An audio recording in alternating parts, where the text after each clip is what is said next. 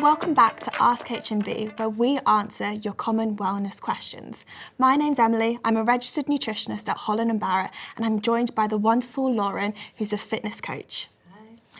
In this series, we're answering questions about joints, bones and muscles and whether it's important for our health.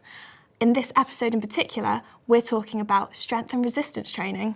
So Lauren, both me and you know that strength training is really important for maintaining bone strength, building muscle mass, which can help to support our overall joints. Now, what is strength training and how can we incorporate it into our everyday lives? So strength or resistant training is basically what it says on the tin. It is strengthening your muscles. And it's so important to be able to do everyday tasks. It's good to build that muscle strength. So even as you get older, it prevents you from falls or anything like that because your muscles are a lot stronger. And this can just be done anywhere. Like, I think we associate strength training with the gym and pushing heavy weights. And it doesn't have to be that. It can be body weight, squats at home. I like to do it. If I'm in front of the dishwasher, I will just squat down and put a plate on the bottom shelf. You can incorporate this into everyday life. You can also go online and buy resistant bands. They come in sometimes different colours, from heavy to medium to really light, and you can incorporate that into your body weight squats. So you've got that around the knees, you're going into squats. Another really good one with the resistant band is to put the resistant band around your knee. I like to call them squat in and out. So it's just literally you just step in from side to side in that squat position, or you could call them squat walks. You can do these around your kitchen, around your living room. You can incorporate your kids into it. It's just something that you can do at home. It doesn't have to be so focused on weights and powerlifting and anything like that. It can literally be done at home. So a good exercise to use the resistant band, you can just place it on your wrists. You've got your arms straight out. Don't ever lock your elbows out. You don't ever want to hyperextend your joint. Just a slight bend in your elbows, and you just want to literally bring the resistant band out to where you start to feel the resistance. Don't let it snap you back in. You feel the resistance, and then you bring it straight back in. And you can move your arms above your head, and you can do it that way. Bring them down. You can even bring it right in front of you. Do it that way. That's just going to tackle all the muscles in that shoulder, the biceps, the triceps. And then another really good exercise as well, to put the resistant bands around your knee. You can actually put one around your knee and around your ankle. If you're feeling a bit spicy and you want to add a little bit of extra resistance to it, you put it around your knee and your ankle, and you can get into that squat, and then you just push through those heels and right into a squat jump. Making sure that you're landing back in that squat position, because that's also just going to build that strength. And then you can just do however many of those you feel. Usually I like to do them in sets of 5, sets of 10, sets of 12, whatever you feel comfortable with. And you have to make sure with all these exercises that you're tailoring them to what you can do. I always say it's not you versus anyone else, it's you versus you. So whatever you feel comfortable with. If you're not comfortable with a jump, a good modifier is to literally squat down and you're just going straight onto those tiptoes, and then you're coming straight back down into that squat. Same with the arm extensions. You never want to go to where you're feeling like it's too hard or it's too much because you've seen somebody else do it and they've done it this far. It's never that. It's always you versus you, and you just to go to where you're comfortable with, because that also will build confidence in strength training, and that's a really big part of it, is confidence. And if you feel like you can go to the next level, then next time you'll do 6 instead of 5, and then the next time after that you'll do 8, and that's a really good way just to see where your progression is as well. So just to clarify, would you say that the same exercises that you're using to talk about strengthening muscles, strengthening joints, do they also strengthen bones? So yes, the exercises are good for the bones as well, because by strengthening the muscle, you're actually taking less stress and strain off the joint, because you have created those little tiny microfibers that are going to create that muscle to grow, send blood rushing there so the muscle can grow and become stronger and bigger. So then it is taking a lot more stress off those joints.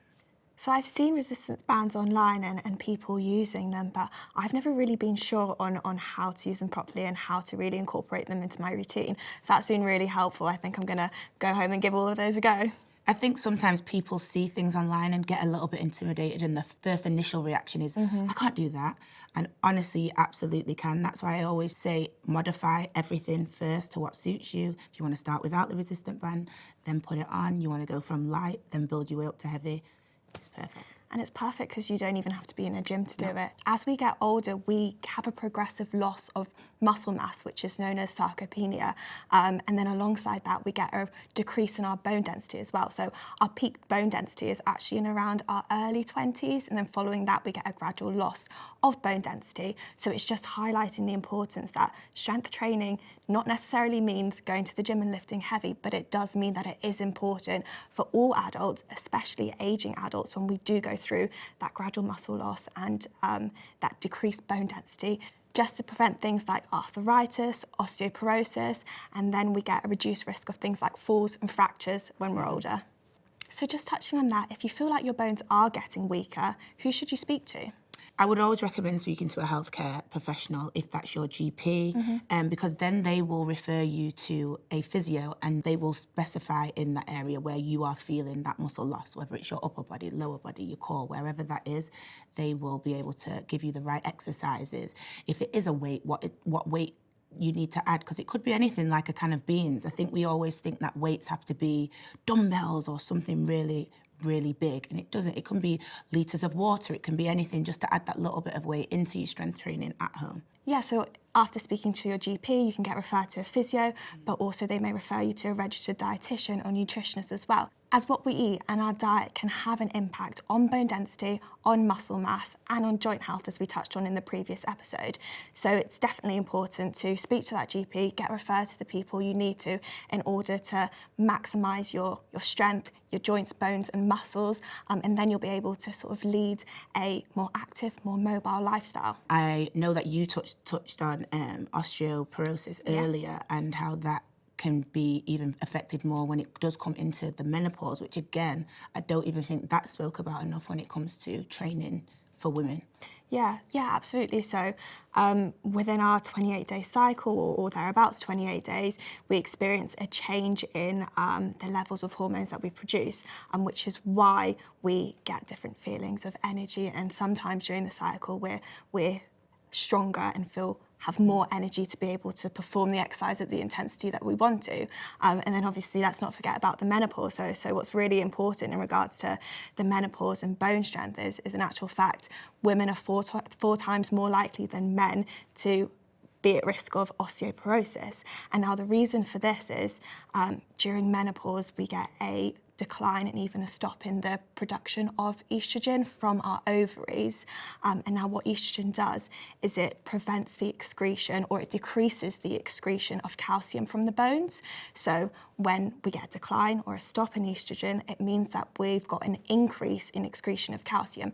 And now calcium is one of our really important bone minerals, which means that we're losing our bone density, we're losing our bone strength, and that's what makes women, especially older women, when they go through menopause, at a greater risk of osteoporosis. So what would you recommend from like a nutritional aspect, like foods and stuff like that, to help strengthen muscles, strengthen the bones? Yeah, so one of the really important things for strengthening muscles is ensuring that we're consuming enough protein.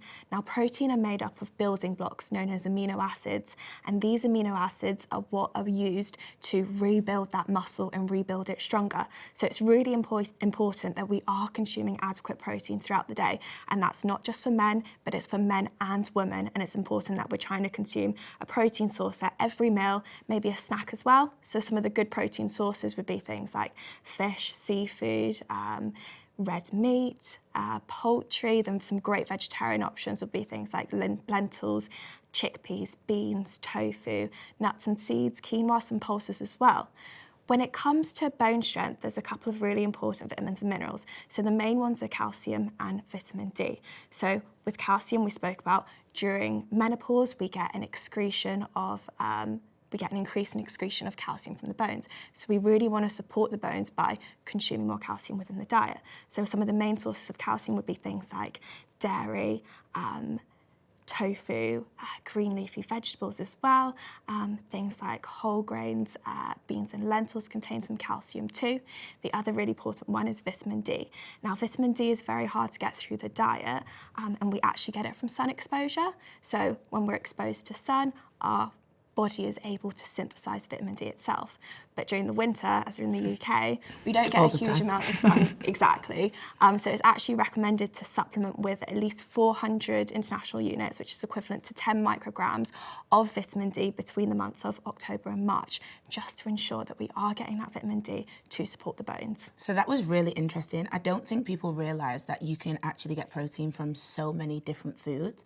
And I'm just really glad that we did touch on today, like with women, with hormones, with the menopause, because I don't even think it's taboo. I just think it's something that we just don't speak about enough. Yeah, I totally agree. It's really important to shine a light on women's health and talk about it more, not only for the education for women and learning more about what happens during their cycles and when they go through menopause, but for the people that surround them, the men in their lives as well. It's important that they have an understanding and know what these women are going through as well. And I'm really looking forward to talking to you on our next episode, where we talk about recovery and how important it is for us.